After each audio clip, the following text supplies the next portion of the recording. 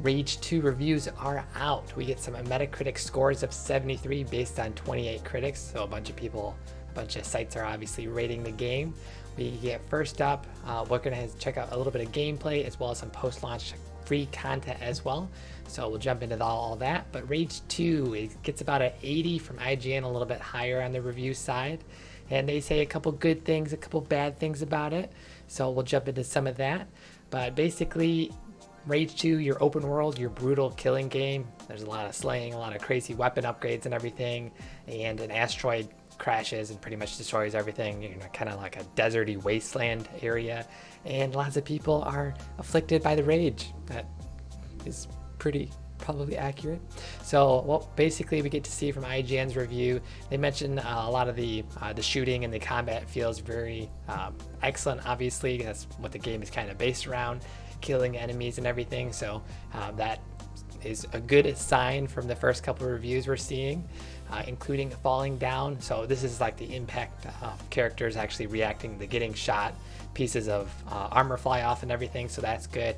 Combat and movement are starting fairly conventional, so lots of combat going on. The combos are feeling very fluid. There's a lot of different combo abilities you can do with different weapon upgrades and skills and everything like that. So that is Rage 2 combat being pretty good, so that's nice.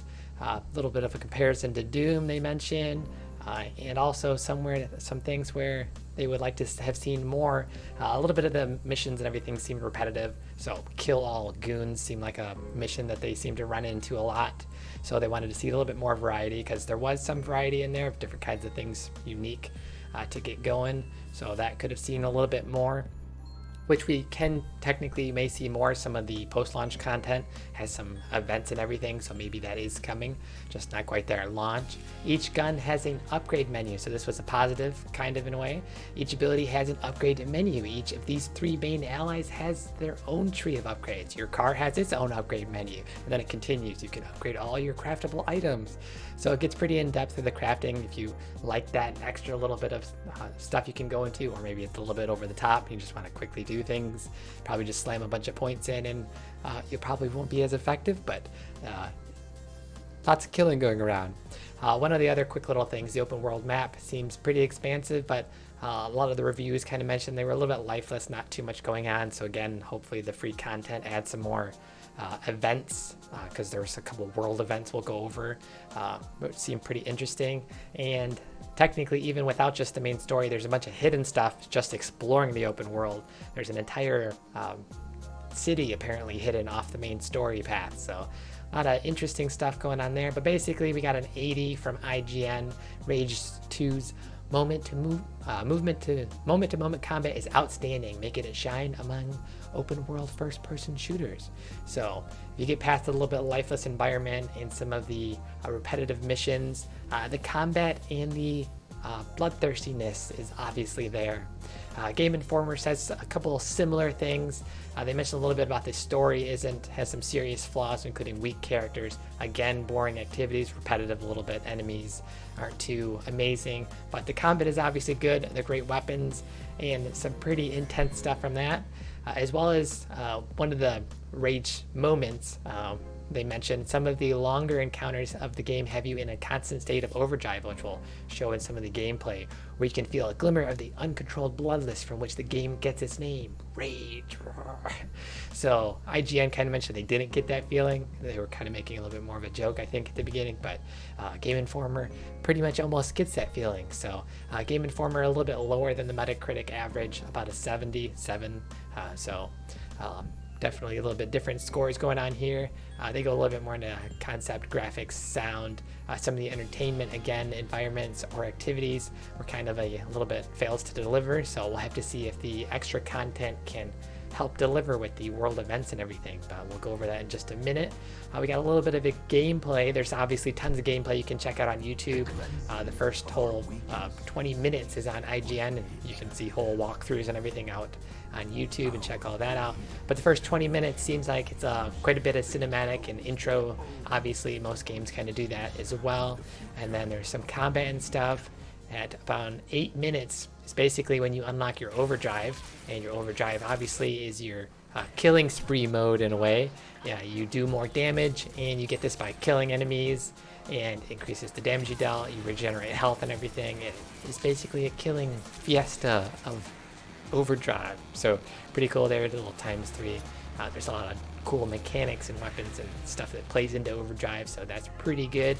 And you can check out the rest. I'm not gonna jump into like maybe a boss dying or anything like that, but pretty crazy gameplay. Check that out on YouTube. There's a lot of stuff if you're thinking about buying it, a lot of stuff you can check out. And post-launch content, so there's free content coming, obviously, plus paid DLCs. So in May, the game is launching again tomorrow. There's going to be wasteland challenges and weapon skins, plus the world event Bring the Ruckus. So it looks like a big giant mutiny boss thing looking, so that could be pretty interesting. And then there's even more content in June. There's a day 30 update, so probably optimization and other little things like that.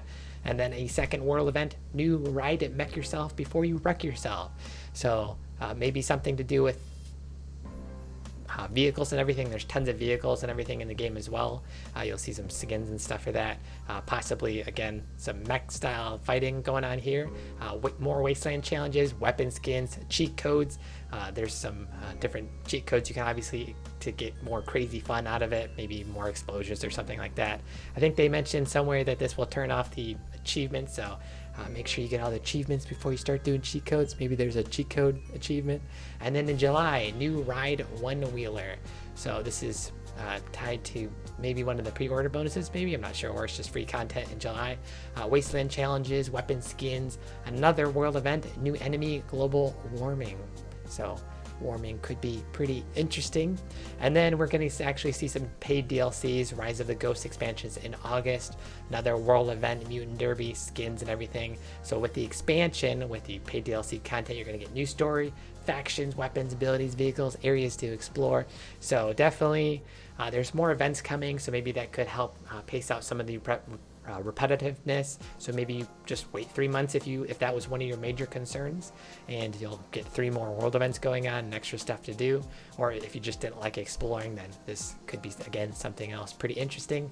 And then fall, they're going to have a second paid DLC expansion, so even more content in fall. So this open world Rage 2 game is getting more content in 2019. So even though the reviews are 73, which seems kind of average, they definitely could get better with more content, so that's always promising.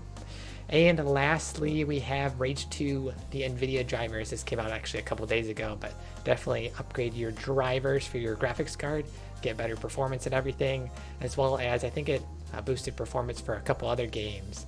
Game ready for Total War 3 Kingdoms coming out May 23rd, as well as some World War Z Vulkan performance improvements. So if you're running the Vulkan mode over, what was it, DirectX 12, I think they're, not sure which one they're comparing it to, but that is pretty good in all 3 resolutions. You're getting quite a bit of performance, about 18% in World War Z if you like more shooting and killing. This is a little bit more zombie oriented, but a lot of good content going on there as well. We got Mark Davis, is the Pixel 3a phone best ever? This is not quite the video. You kind of should have asked that in the other video, but yeah, sure. And we have Lulu, thumbs up. So apparently you like some Rage content. So pretty cool there. Pretty good-ish reviews. 80 from IGN, 70-ish from Game Informer, and then jumping around 73 on Metacritic through 28 different critics. Lots of gameplay to check out if you're super interested in the game.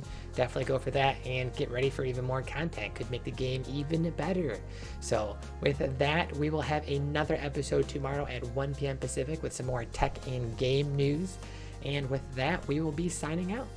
Pew pew pew pew pew pew pew pew pew.